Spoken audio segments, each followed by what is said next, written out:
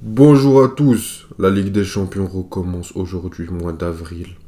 Chelsea Real, Inter Benfica, Naples AC Milan et, avec la cerise sur le gâteau, Bayern City, on va être régalé, ça commence ce soir, on espère que vous êtes hypés, on l'est. Aujourd'hui on va parler de tous ces matchs-là, les hommes sous pression, les duels, les surprises, mais d'abord générique. Ah oui, pour Ribéry qui va arriver devant Casillas. Vas-y mon petit. Il a le premier but de Ribéry. Bonjour à tous, on espère que vous allez bien, mais comment ne pas aller quand on est fan de foot et que la Ligue des Champions revient pour remettre un peu de paillettes dans nos vies, dans la vie de Malik, qui fête son anniversaire d'ailleurs. Sautez-lui dans les commentaires, il commence à se faire vieux, on cherche des remplaçants pour le statut. Donc Malik, comment tu vas? Moi, ça va très bien, Ayoub. Et toi, vous, derrière vos écrans, j'espère que vous allez bien, que vous êtes bien installés. On est effectivement dans le meilleur mois de l'année. Il fait bon dehors. La Champions League revient. Que demander de plus? Que demander de plus dans la vie d'un homme? En tout cas, n'hésitez pas à vous abonner à la chaîne si ce n'est pas encore fait.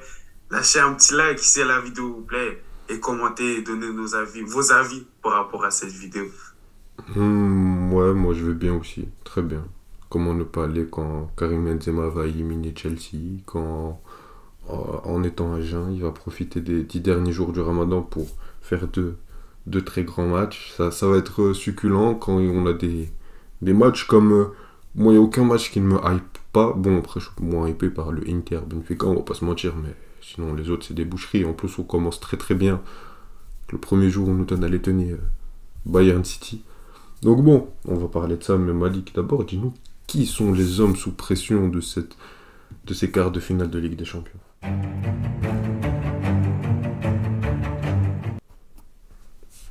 Moi, j'en ai trois aujourd'hui, Ayoub. J'en ai trois pour toi, j'en ai trois pour vous. Pour moi, les hommes les plus sous pression. Je vais commencer par le troisième. Parce que je trouve qu'on n'en parle pas trop dans la francophonie. On laisse passer ça. On le désingue, on va dire, plus. En Italie, on en parle plus en Italie. Mais dans la francophonie, on ne le fait pas énormément. On ne parle pas énormément de la Serie A, je pense.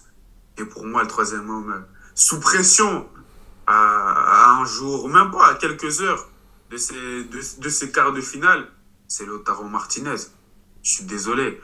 Lautaro Martinez, on me le met dans les top 10 des meilleurs attaquants d'Europe actuellement, je dirais. Quand même, il est très respecté au vu des dernières saisons et même à l'entrée de cette saison, même avant la Coupe du Monde. Pour vous faire une confidence, j'avais une discussion avec Ayoub.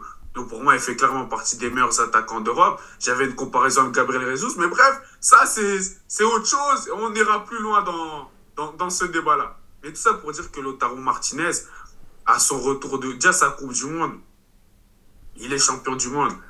Bravo Lautaro. Mais c'est très moyen. C'est très moyen. On attendait beaucoup plus de toi. Je pense pas qu'on voulait... Enfin, pas qu'on voulait, mais je pense pas qu'on s'attendait à ce que ce soit Julián Alvarez qui devienne le titulaire indiscutable. Et c'est lui qui aide vraiment l'Argentine aussi à soulever cette Coupe du Monde. On s'attendait à ce que tu sois toi, le duo que tu avais avec Messi, etc. Bref, tu reviens de Coupe du Monde. On se dit, voilà, il vient d'une Coupe du Monde un peu plus difficile. Il faut lui laisser le temps, bla bla.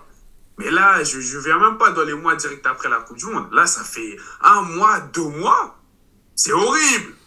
C'est horrible. Ça rate des pénaltys contre la Spezia. Ok, c'est qu'un pénalty. Mais ça rate des pénaltys contre la Spezia. En Champions League contre Porto, si l'Inter passe, t'es en rien impliqué là-dedans. C'est vraiment des victoires collectives, des victoires limite défensives. L'aller contre Porto, c'est Lukaku qui doit marquer. Un Lukaku qui était un peu au placard où l'Inter ne veut même pas signer, lever l'option d'achat. Donc c'est à toi de porter cette équipe. On s'attend à ce que ce soit toi. Tu fais partie des meilleurs neufs d'Europe. Et ça fait 1 mois, 2 mois, t'es horrible. L'Inter fait que perdre des matchs. Ok, l'équipe n'est pas de la plus en forme. Mais toi aussi, on compte sur toi pour que dans ces moments difficiles, tu portes cette équipe. Pour que tu passes à cette étape où on te considère comme les encore tout meilleurs attaquants d'Europe. Mais là, c'est pas le cas. Et là, si l'Inter veut passer ces quarts de finale, parce qu'on croit que c'est que Benfica, c'est personne. Mais Benfica, cette saison, enfin, depuis beaucoup de saisons, à chaque fois en Champions League, c'est très consistant. Et ça arrive limite minimum à chaque fois en quart. Mais ces dernières saisons, Enfin, cette saison, Benfica, c'est presque un sans faute. Moi, je les dis vois bien passer. presque. Beaucoup les voient passer comme Ayoub. Donc si l'Inter veut passer, si l'Inter peut passer, ils auront besoin d'un grand Lautaro Martinez. Donc Lautaro, je sais que tu comprends pas le français, mais réveille-toi et je crois en toi. Deuxième nom, Ayoub. Ça va peut-être un peu te choquer. Enfin, je sais pas. Deuxième nom, en vrai, j'aurais pu le mettre premier, mais bref. Deuxième nom, pour moi, le plus sous pression, c'est Carlo Ancelotti. La victoire 4-0 contre le Barça au Classico après avoir perdu 4 matchs contre cette équipe, je pense. C'était bien mignon, c'était cool, c'était beau, c'était le Classico, c'est le match le plus regardé dans le football. Vous allez peut-être chercher cette Copa del Rey, encore une finale à jouer contre Osasuna, mais bon. Mais Carlo Ancelotti, tu le sais beaucoup mieux que moi, tu le vis bien plus proche que moi. La Casablanca, elle vit pour les Ligues des Champions. Elle vit pas pour la Copa del Rey. Donc même si tu gagnes la Copa del Rey, mais que tu sors en quart de Ligue des Champions, même pas demi, on grince des dents. On grince des dents. Florentino, tu sais, ça va très vite avec lui. Chukwueze, il a fait un match de fou contre vous ce week-end. On entend qu'il discutait déjà avec le président du Villarreal. Florentino, il va très vite. Il va très vite. Donc, Carlo, on a du respect pour tout ce que tu as fait. J'aimerais juste notifier que l'année passée, avant le 8e de finale contre Paris, Ayoub disait que Carlo Ancelotti était un coach fini. Fin de saison, doublé, il prend la Liga et la Champions League. Bref, c'était une petite parenthèse. Mais Carlo Ancelotti, tout ça pour dire que tu es quand même sous pression. Si tu passes pas ces quarts de finale, tu peux peut-être perdre ton job. Peut-être. C'est pas sûr, mais peut-être. C'est pour ça que pour moi, tu es un homme sous pression et tu dois get the job done après ce que le Real n'arrive pas à faire en Liga. Premier homme, celui-là va te choquer, Ayoub. Mais en vrai, j'aurais pu mettre Ancelotti premier, mais comme j'ai dit, j'ai envie qu'on donne un peu de love à cette Serie A. J'ai envie qu'on donne un peu de love à la Serie A, tout simplement, parce que je trouve dans la francophonie, on n'en parle pas forcément tant que ça. Après, c'est un peu normal. Mais, pour moi, à l'homme le plus sous pression à l'attaque de cette Ligue des Champions, c'est Luciano Spalletti. Pourquoi? Parce que Spalletti, Pep, t'avais fait des petites éloges sur ton équipe, t'es la meilleure équipe du monde, blablabla. T'avais dit, Pep, arrête tes bêtises, moi je l'écoute pas, il joue son jeu de mind game. Moi je suis d'accord avec toi, hein, Spalletti. Pep, il aime trop mentir, en conférence de presse. Mais bref, à la fin de la journée, quand même, si on regarde toute la saison de chaque équipe du top 5 européen, Spalletti, est-ce qu'on peut vraiment se dire que t'es pas la meilleure équipe d'Europe? Mais au-delà de ça, dans ta partie de tableau, tout le monde voit le Napoli en vrai de vrai quand même arriver. Ah, c'est pas facilement, mais voit le Napoli arriver en finale de Ligue des Champions, vu comment cette saison vous avez été dominant. Pour moi, c'est le favori. Voilà. C'est le favori pour beaucoup de gens de ce côté-là. Peut-être pas pour gagner pour tout le monde, mais en tout cas pour arriver en finale. Vu ce qu'ils ont montré pendant la saison, vu comment ils sont contre des équipes de leur championnat.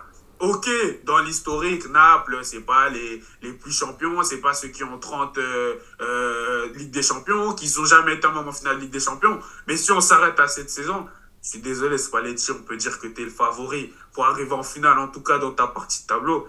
Donc après ce 4-0, on espère que c'est un petit hic pour toi face au Milan en championnat. On s'attend à ce que vous passez ces phases de quart de finale, puis les demi-finales. Mais bref, ça c'est notre histoire. En tout cas, Spalletti, pour moi, tu es l'homme sous pression, mais malgré tout, je crois en toi. Et voilà, pour moi, c'est ma liste des hommes sous pression. Bon, déjà Malik, merci des petites piques comme ça, hors contexte. Mais c'est pas grave, moi j'accepte, tu sais très bien, j'accepte tout ce que j'ai dit et je suis prêt même à le redire, mais bon. Non, mais déjà, sur Lautaro, d'accord avec toi, j'ai rien à rajouter. Carlo Ancelotti, pour moi, tu peux pas être sous pression quand t'affrontes un Chelsea chaotique. Et ouais, sur Spalletti, tu sais, bon, aujourd'hui c'était toi qui faisais les hommes sous pression, mais si j'en avais un, c'était lui aussi. Parce qu'il y a un truc que t'as même pas mentionné, c'est que déjà lui a mentionné le fait que non, c'était pas un bon tirage, les gars, c'est une équipe italienne. Moi, je voulais même le mettre dans la surprise pour tout vous dire. Je pense que c'est vraiment un bourbier de jouer une équipe comme ça. Et le deuxième truc, c'est que les mecs, mentalement, ils viennent se taper un 4-0. Donc, on va revenir de ça. Et quand je dis que c'est les favoris, attention, bien sûr, il y a le Real Madrid, Benzema qui fait le Ramadan, Vinicius, Somba du Brésil, on a compris. Mais le Real de Madrid, s'ils veulent aller en finale de Ligue des Champions, ils doivent battre Chelsea. Un Chelsea qui peut se réveiller, un Chelsea sur un aller-retour, tout peut se passer, c'est la Ligue des Champions, c'est costaud. Et après, tu dois taper soit un City ou un Bayern qui sera renforcé d'une grosse victoire. C'est pas l'AC Milan, 4ème de Serie A, et Benfica, qui sont des très très bonnes équipes. Donc je pense que, et même c'est des équipes qui tactiquement peuvent aller être abordables pour eux. Mais je reste inquiet, surtout avec ce 4-0. Mais bon, je pense que Spalletti saura trouver les mots. Maintenant, on va passer au duel. Bon, on va passer au duel. Un duel qui concerne le match de ce soir, le match le plus excitant de ces quarts de finale. City-Bayern. Un duel de coach. Pep, Thomas Tuchel. Ça va être très excitant. Bon, je sais, c'est peut-être un tap-in. C'est peut-être tout le monde...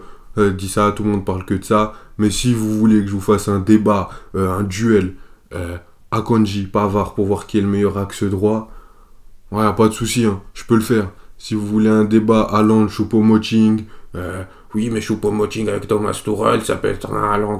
Je le fais, il n'y a pas de souci, on met ça sur Twitter, les gens ils vont liker, les gars, il n'y a pas de souci, moi je peux le faire. Vraiment, c'est à la commande. Mais bon, plus sérieusement, moi c'est le duel qui me hype vraiment. Du point de vue tactique, juste petit disclaimer, parce que c'est même pas au niveau du spectacle. Au niveau du spectacle, je pense que ça dépendra beaucoup de la physionomie.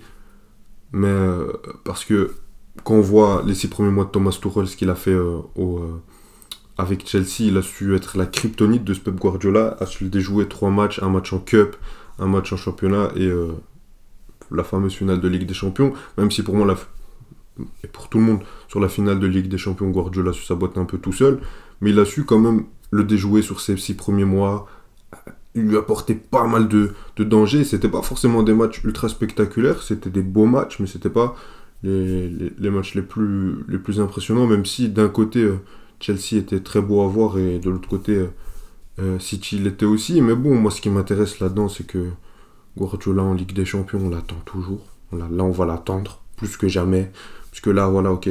Bon, pour moi, ils n'ont pas l'équipe taillée pour la Ligue des Champions. Parce que Eder, avec une défense où tu as Akanji, Ake qui sont des beaux bébés, hein, ça joue très bien au football, mais c'est pas suffisant. Avec un Ruben Dias qui, même des fois, on l'a vu l'année passée au Real Madrid, ça chie dessus, un gardien comme Ederson, pour moi, tu peux pas gagner avec ça. Quand tu vois les psychopathes que sont Militao et Alaba, hein, je te parle même pas des Ramos, etc. Ce qu'ils ont fait la saison dernière, c'était autre chose. Et tu avais un Thibaut Courtois qui te faisait une dizaine d'arrêts en finale. Non. Ederson ne peut pas faire ça et Ederson met tout le temps son équipe dedans.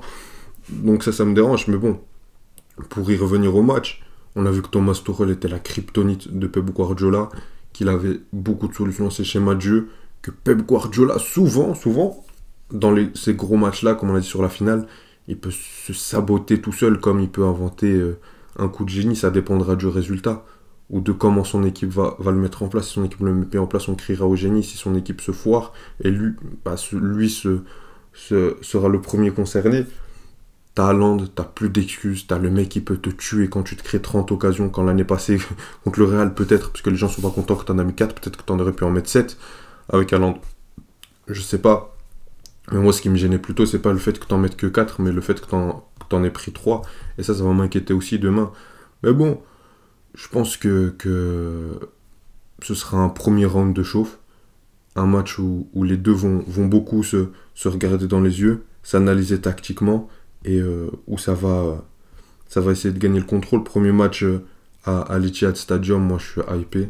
Je veux voir ce que les deux coachs vont préparer, parce que moi je pense que Thomas Tuchel va essayer de se calquer sur le schéma en 3-2-4-1 de Pep Guardiola.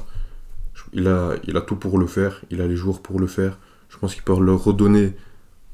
Je pense que Thomas Tuchel, c'est un entraîneur sur le court terme qui peut réveiller ses troupes comme très peu le font. Donc s'il arrive à déjouer Guardiola comme il l'a fait plusieurs fois, à remouver ses troupes comme il l'a toujours fait, je pense que ça peut faire très très mal à Pep Guardiola. Et moi j'ai hâte de voir aussi Haaland dans ce gros match, ce que ça peut faire avec De Bruyne qui est en feu, Mahrez, Grealish qui dès qu'il joue c'est incroyable. Donc bon, j'ai hâte.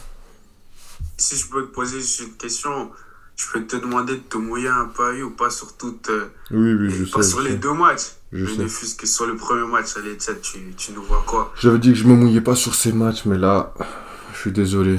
Je suis désolé. Mais Pep, je te lâcherai jamais. Non, je rigole. Comme toi, Malik, comme toi. Je sais que tu détestes. Non, honnêtement, sur le match aller, je vois un bon match nul. Et tu connais Ayoub.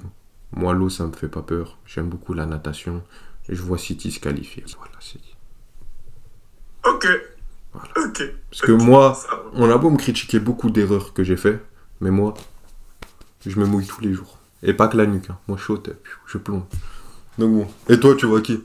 Comme il vous l'a dit, il ne laissera jamais son coach, son 3e coach préféré, Pep Guardiola. Mais bon, pour moi, c'est... Oh non, d'abord, je vais revenir sur ce que tu as dit. Oui, je pense que effectivement, ce sera un beau match tactique. C'est vrai que Tourelle a eu du succès à Chelsea contre Pep. Mais je pense qu'il sera quand même un beau match, Ayoub. Mais, parce que t'es pas aussi la première personne qui me dit ça, que ce sera un vieux match, le sang. Non, pas ça. Les Pas gars, ça. calmez-vous, Mais puisque tout le monde calmez-vous. voit le match spectaculaire trop facile, et pour moi, c'est trop le genre de match où facilement t'es déçu. Après, moi, tu sais très bien, moi, je suis chiant. Moi, tant qu'il y a une bataille tactique entre deux imbéciles, moi, je kiffe. Hein. Moi, je suis simple. Hein. Moi, les matchs, il y a 2 buts, ça y est, moi, je suis pas gourmand, moi. Mais je te dis que généralement, je pense qu'il y a énormément de hype au niveau du spectacle qu'on va attendre ce match. Et vu l'historique et vu comment les coachs peuvent énormément calculer, je pense que beaucoup de gens pourraient être déçus. Après, ça dépend de la physionomie. C'est comme le Tottenham City avec Pochettino. City. S'il n'y a pas 2 buts en 15 minutes, le match il s'enflamme pas comme ça fait pas 4-3.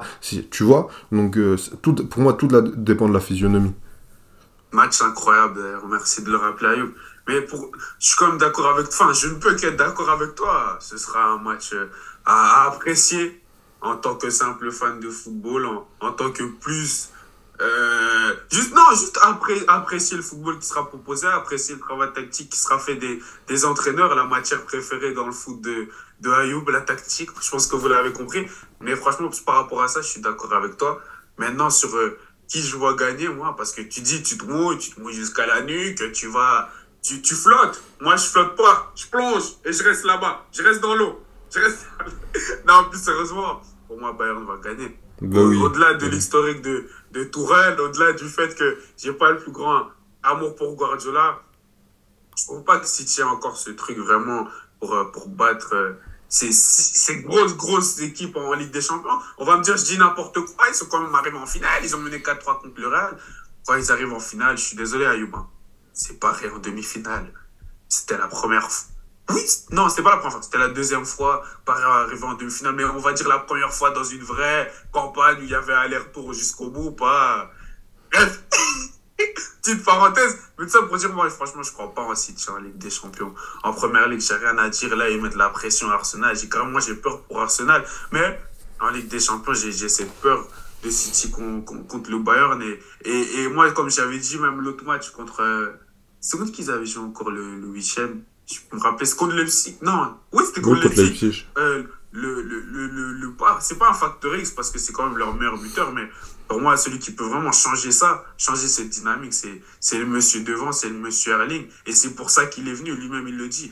Ils m'ont pas fait venir pour gagner d'autres premières ligues. Ils en ont déjà gagné 4, ils m'ont fait venir pour gagner des Ligues des Champions. Donc si ce monsieur est dans un gros match, ça va être compliqué pour le Bayern. Donc pour moi, c'est la seule chance de City, mais sinon, je vois pas le Bayern. Bon, avant de passer à la surprise, juste, mais pour bien expliquer mon propos, par exemple, tu vois, quand on regarde la saison dernière et cette saison, on regarde le City Real, c'est vrai que c'était un Real qui des déconnexions pendant des moments de match, surtout au début où ils ont des fois du mal à démarrer, ils sont accélérés pendant 30 minutes, ils ont mis 2 buts et t'as un Mahrez qui peut finir avec un triplé au bout de la 30e, et puis voilà, ils ont été punis, et c'est ça qui a fait ce gros match. Alors que par exemple, quand tu regardes le Leipzig de cette saison, juste parce que t'avais cette arme des transitions, t'avais un Pep, mais moi sur la première mi-temps, je m'endormais alors que j'avais pris un café et tout. Donc, tu sais, c'était de défendre avec le ballon et on attaque en transition. Quand ils récupèrent les ballons, on peut leur faire mal. Mais on prend pas de danger contre Leipzig. Alors que contre un mec qui a su te renverser tactiquement, contre un mec qui a Sadio Mané, Gnabry et tous les autres, je pense que ce sera encore plus. Mais bon, je pense que Malik, t'as une surprise pour nous. T'aimes les cadeaux, c'est ton anniversaire, t'en offres plein. Vas-y, raconte-nous cette surprise.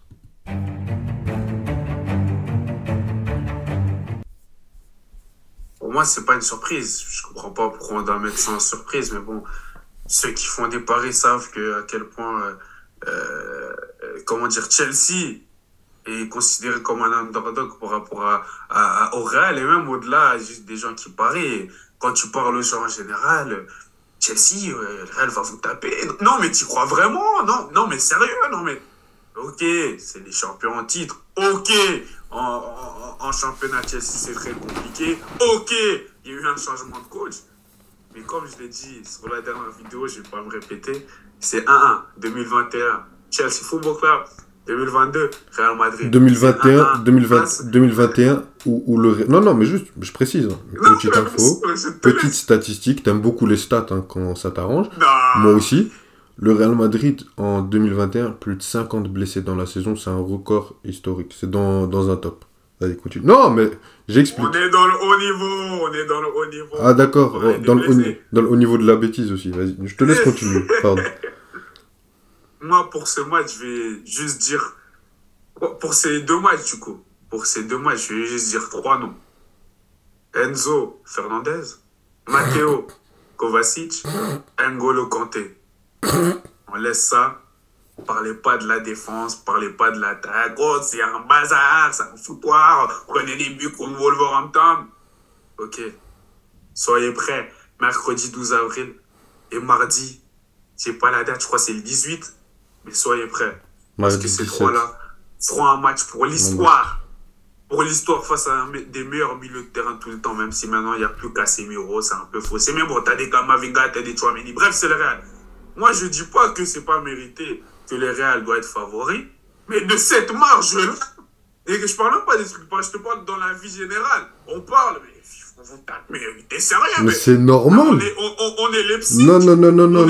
Vous êtes... On est Genk. Mais cette saison, vous êtes plus nul que Leipzig. Mais cette saison, vous êtes plus nul que Leipzig. Non, mais arrête, Malik, c'est normal.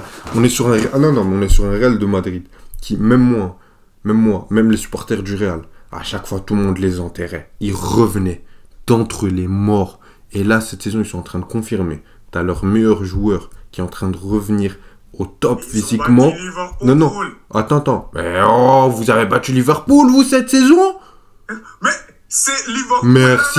Merci. Mais, et vous? Mais vous? Voilà, merci. Non. T'as leur meilleur joueur qui arrive mentalement et physiquement au meilleur moment. On le connaît, c'est sa période, c'est son histoire. Et il arrive au meilleur des moments. Avec toute l'équipe. Les mecs qui viennent de battre 4-0 le Barça, qui était leur kryptonite cette saison. Même si c'est pas un Barça incroyable, mais c'était l'équipe qui arriva à les faire déjouer cette saison. Ces mecs-là, ils ont une deuxième Ligue des Champions en vue. Ils n'ont plus rien à jouer en championnat. Benzema, il trottinait contre Villarreal. Il pensait à Stamford Bridge. Donc, me dire que ton équipe te bras cassés. Parce que moi, je respecte énormément Chelsea Football Club. Mais cette équipe-là, moi, je ne lui donne pas de respect. Ah non. Je suis désolé. Mais virer 2 coachs cette saison. Faire des entraînements en un an de joueurs. Et prendre... T'étais à Londres pour ça?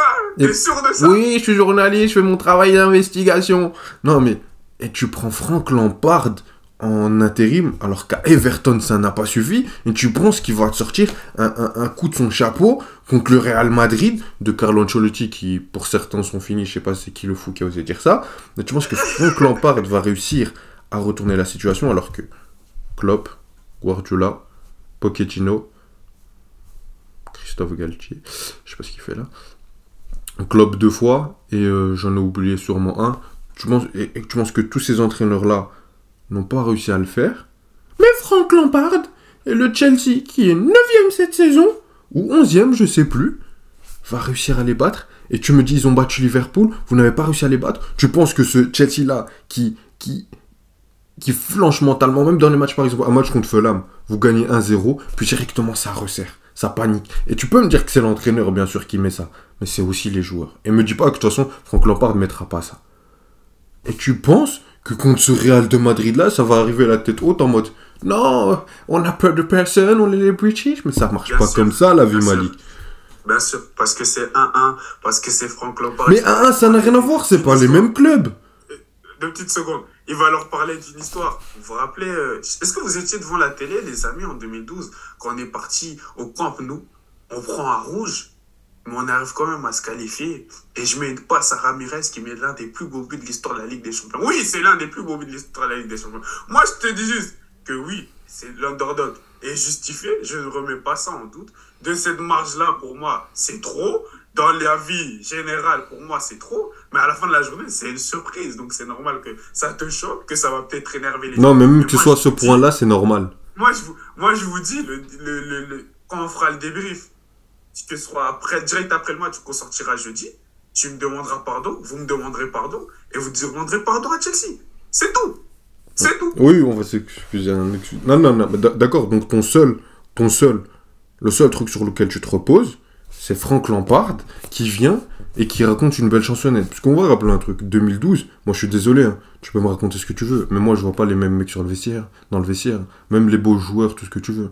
Mais moi je rentre dans un vestiaire, il y a Drogba, Lampard, Terry, Kyle et Petrosec, tous ces psychopathes-là qui se mettaient des patates à l'entraînement pour aller chercher une Ligue des Champions.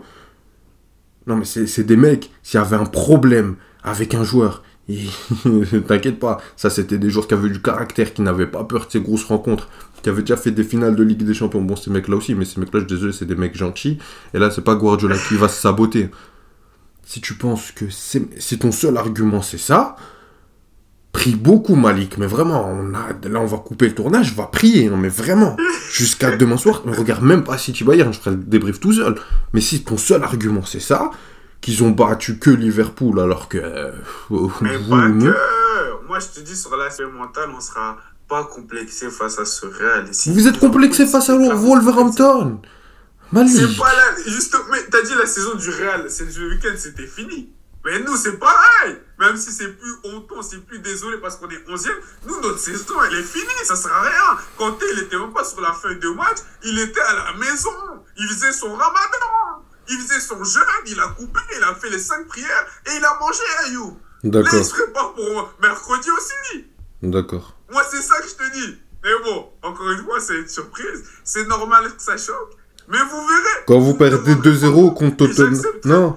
J'accepterai vos excuses. Non, mais il n'y aura pas d'excuses. Quand vous perdez 2-0 contre Tottenham, 1-0 contre Southampton, 1-1 contre West Ham, 0-0 contre Fulham, 0-0 contre Chelsea, 2-1 contre Fulham,